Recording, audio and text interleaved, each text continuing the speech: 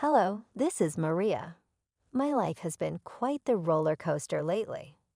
I must admit that I never imagined sharing all of this, but life has a humorous way of surprising you when you least expect it. I am a marketing professional, and I am 31 years old. I believed I had my life together until lately. My undergraduate love, Paul, and I got married a little more than a year ago. We felt like we were on top of the world and were quite joyful. We received the amazing news that I was pregnant shortly after we were married. We were very thrilled about this little secret of ours. I lost control of my enthusiasm one evening. I said to Paul, "Isn't that unbelievable? We will soon become parents." I was ecstatic and could hardly control it. With gleaming eyes, Paul drew me into a tight embrace. He grinned and added, "I know, Maria, it's amazing. But remember, we should keep it quiet until after the first trimester." I agreed with him when he reminded me to exercise caution. He was cool and collected. However, it was far more difficult than I had anticipated to conceal this big secret, particularly in the presence of Paul's family. Paul's family, however, is another matter entirely. My mother-in-law, Janet, is there. Although she is a kind person, she occasionally goes too far. Paul is still treated by Janet like a child who need her undivided care and guidance.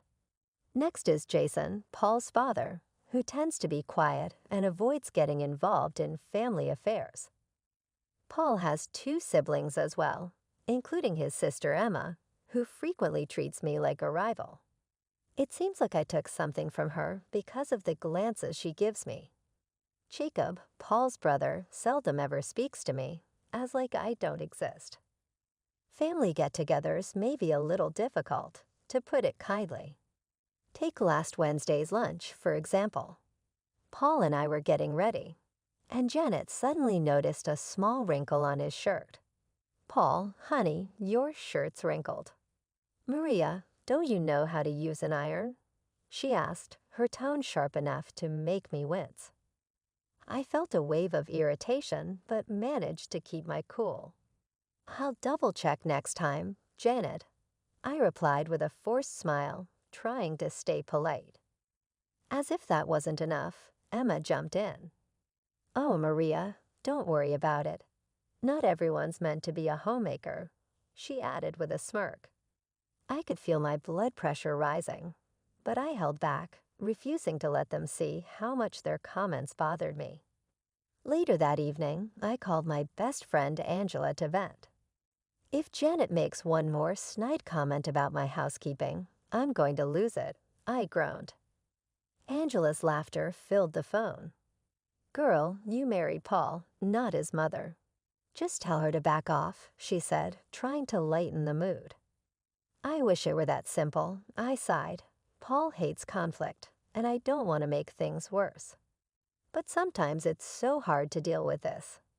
Despite everything, I know I love Paul and want to make things work. But right now, I'm figuring out how to balance being a wife, a future mom, and just myself, all while handling family dynamics I never quite anticipated. I feel like I'm drowning under all the expectations everyone has for me. My friend Angela is always the voice of reason. She told me, "Maria, you need to stand up for yourself, especially now that you're having a baby." I knew she was right, of course, but the thought of speaking up made me feel sick. Although, to be honest, it could have also been the morning sickness. As the weeks went by, it became harder and harder to keep the pregnancy a secret. One night, Paul and I were lying in bed, and he looked at me with a mix of excitement and nerves. "Maria, I think it's time. Let's tell them about the baby at the family dinner next week," he said, his eyes searching mine. I hesitated. Part of me wanted to keep our happy news just between us, safe from Janet's constant judgment and Emma's jealousy. But I knew that we couldn't hide it forever. "Okay," I said, trying to sound confident. "Let's do it." But even as I said it, I couldn't shake the feeling that this announcement would change everything. Little did I know how right I was and just how wrong things would turn out. The day of the family dinner finally arrived, and I was a nervous wreck. I spent hours cooking, hoping to impress Janet, though I knew that was probably a dream. Sure enough, as soon as we sat down, Janet had something to say. "Maria, dear, the roast is a bit dry. Did you forget to baste it?" she asked, her voice sugary but sharp. I forced a smile. "I'll keep that in mind for next time," I said, swallowing my frustration. Then, as if that wasn't enough, she added, "And that dress, is it new? It looks a bit tight, don't you think?" Her eyes drifted down to my waist, and I felt my face heat up. Just then, Paul cleared his throat. "Actually, Mom, we have some news," he said. My heart pounded as he glanced at me for support. "Maria and I are having a baby." There was a brief silence, and then everyone reacted at once. Jason, Paul's dad, actually smiled, which was rare, and Jacob mumbled a quick congratulations. Emma, on the other hand, looked like she'd swallowed something sour. But Janet's reaction was the one that took my breath away. "Are you sure, Paul? How do you know she's not making it up?" Janet said, her tone icy. I couldn't believe what I was hearing. "Excuse me," I managed to say, my voice shaking. "It's just convenient timing, isn't it?" Janet continued. "Right as Paul's career is taking off." Paul looked genuinely confused. "What are you talking about, Mom?" Emma jumped in eagerly. "Remember when Maria was so adamant about birth control?" "Funny how that changed," she said with a smug look. I felt their accusations crush me, and I couldn't hold back anymore. "That was over a year ago," I protested. "We decided together that we were ready for a family." But the happy moment was gone. Paul looked uncertain, doubt creeping into his expression. Janet suddenly stood up, her chair scraping loudly. "If you're really pregnant, prove it," she said.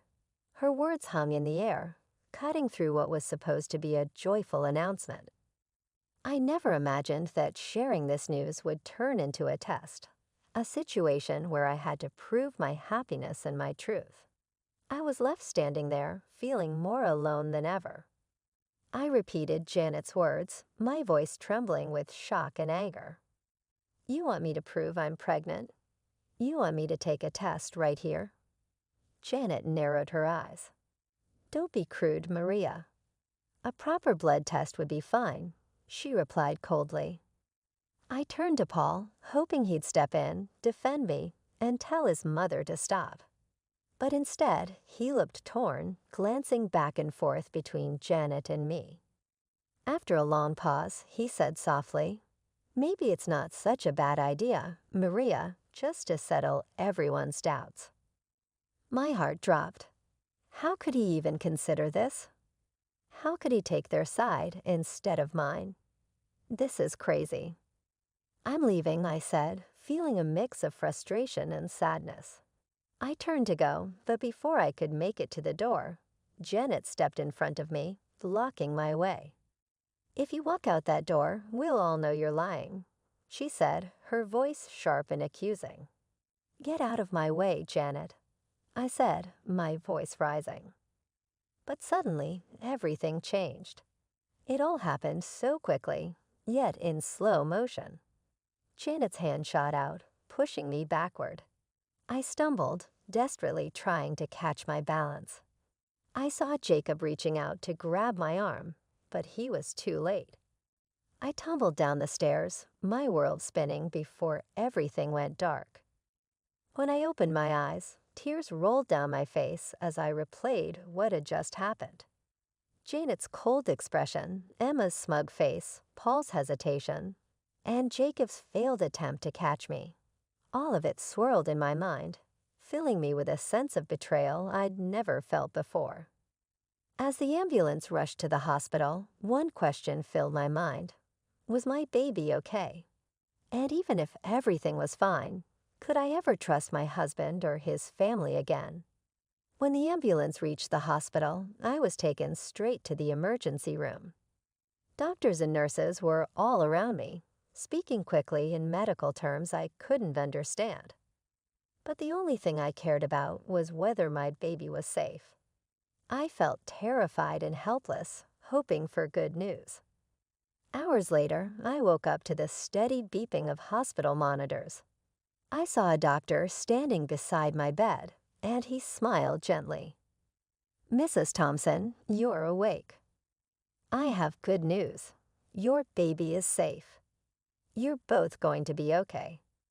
A wave of relief washed over me, but it was quickly replaced by anger as I remembered why I was there. This was supposed to be a joyful time in our lives, a celebration of our growing family. But instead, I've been forced to defend myself against accusations from the very people who were supposed to be my family. I glanced over and saw Paul standing by my bedside, his face pale and filled with regret. "Maria, I'm so sorry," he whispered, but his words felt hollow.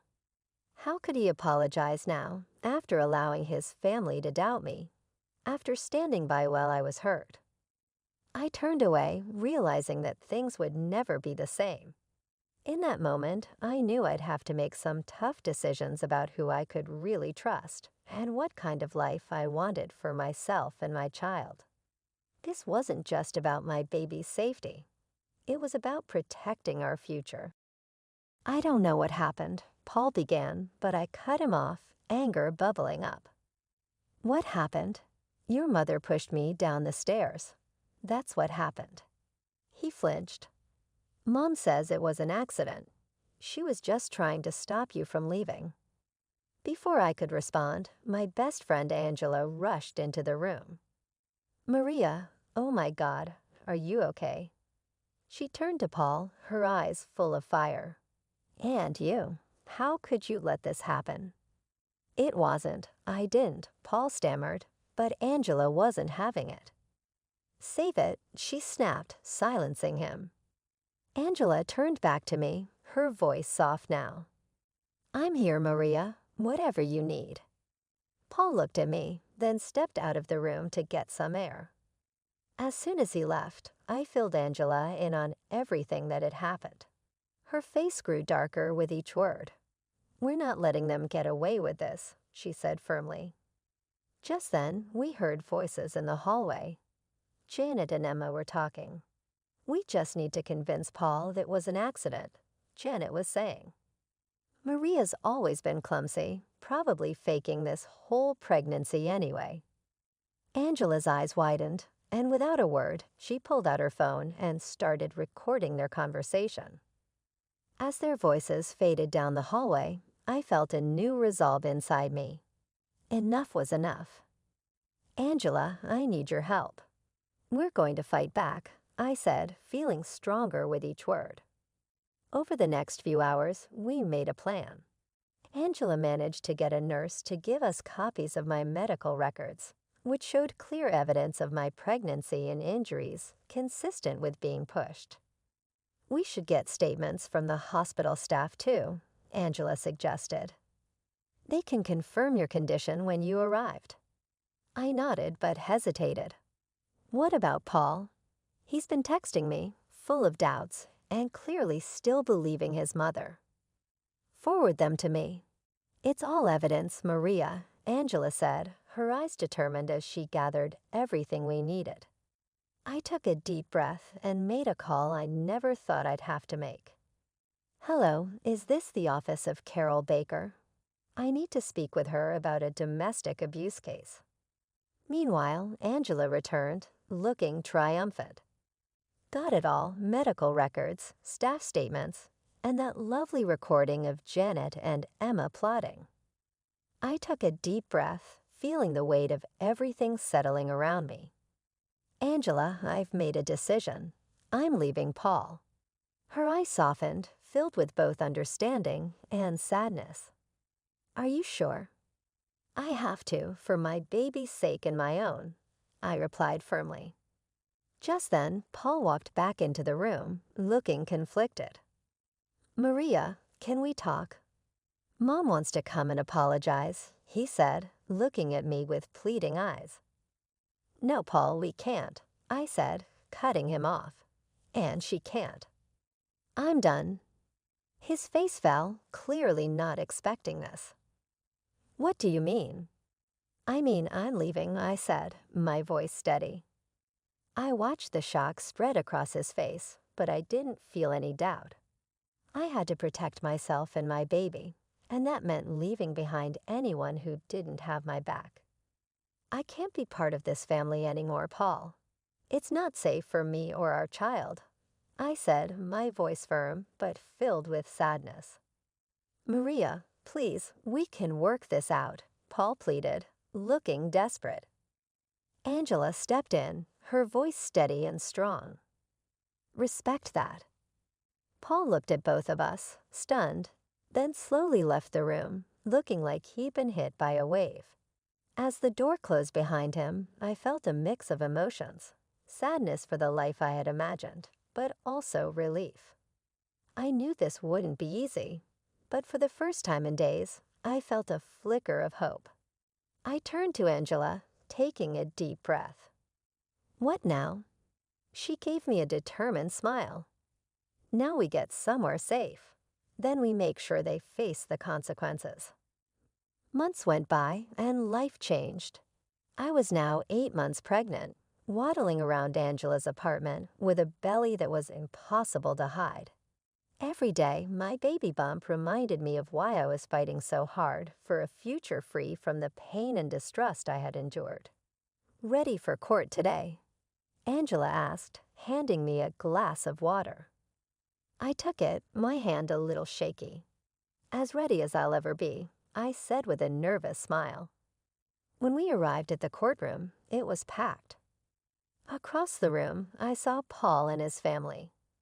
Janet sat there, looking as smug as ever. But I knew that wouldn't last. My lawyer, Carol, was sharp and prepared. She began presenting our case piece by piece, my medical records, testimonies from hospital staff, and finally, the recorded audio of Janet and Emma planning to cover up their actions. "Your Honor, we'd like to press an audio evidence of the defendants discussing their attempts to hide their actions," Carol announced, as Janet and Emma's voices played for the court. I saw the color drain from their faces. Paul looked like he'd been slapped, his expression filled with shock and horror. Then the judge turned to Janet. "Mrs. Thompson, you pushed your daughter-in-law down a flight of stairs, endangering her life and the life of her unborn child. How do you plead?"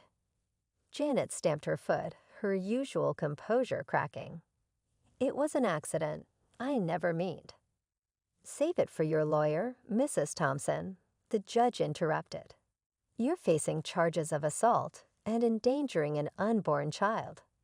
During a break, Paul approached me. He looked exhausted and defeated. "Maria, I had no idea. I'm so sorry. Can we please talk for a moment?" I felt a hint of pity, maybe even a small flicker of regret, but then I remembered those long, painful days in the hospital. How he had doubted me, how he had chosen his mother over me and our child. I shook my head. "No, Paul. Your apology means nothing now. You chose your mother over us. There's no coming back from that." His face crumpled, but I held firm. I had a future to protect. Later, the judge's gavel came down with a loud bang. In the matter of Thompson versus Thompson, this court rules in favor of the plaintiff. Mrs. Maria Thompson is granted a divorce, full custody of the unborn child, and a settlement of $700,000 for emotional damages and medical expenses. Hearing those words, I felt a wave of relief wash over me. This chapter was finally over. I had fought for myself, for my child, and for a new beginning. I didn't look back at Paul or his family as I left the courtroom. My focus was now on the future, one where I could finally feel safe and start anew. I let out a breath I hadn't realized I was holding. It was finally over. We had won. 4 years later, I'm busy blowing up balloons for my daughter Michelle's second birthday. My little fighter, born against all odds, now happily toddles around, babbling and laughing. Angela walks in, her arms full of presents, smiling wide. "Where's the birthday girl?" Auntie Angel asks with a big grin. I watch Michelle squeal with joy, her eyes lighting up, and I can't help but feel a deep sense of gratitude for how far we've come.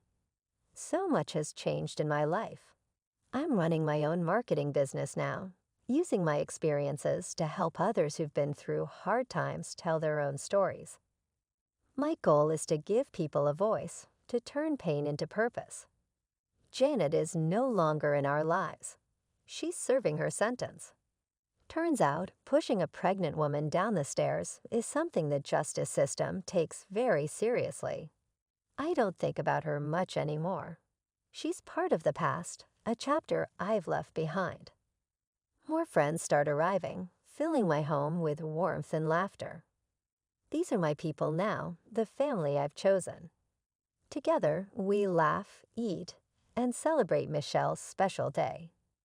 I feel surrounded by love, and I realize that this is what family is supposed to feel like: supportive, joyful, and safe. As the party winds down, I carry a sleepy Michelle to her bed and tuck her in, whispering softly, "Happy birthday, my brave girl. The world is yours, and it's mine too." I kiss her on the forehead, feeling a peace I haven't felt in a long time. I put a lot of effort into gaining this life and this fresh start. I'm committed to safeguarding this pleasant and safe existence. I'm confident that Michelle and I can overcome any obstacles that may arise in the future. We're definitely ready after everything we've been through. One question comes to me when I think back on my journey. Would you have given Paul another opportunity if you were in my position? Was it the proper decision to shield my daughter and I from any future suffering? Or was it too harsh of me to reject his apology? Although everyone's experience is unique and there is no simple solution, I would be interested in knowing what you would have done in my shoes. Sharing your viewpoint might be beneficial if you're having to make a difficult decision or know someone who is. Kindly share your opinions in the space provided below. Your thoughts and experiences could truly help someone going through a similar situation. If you found this tale to be meaningful, please like this video. More individuals are able to discover these tales and get knowledge from the experiences that are shared here. Remember to subscribe if you would want to hear more tales like this one. As we continue to share these significant adventures, your support is invaluable. We appreciate you being here, listening, and contributing to the creation of a community where we can all grow, learn, and heal.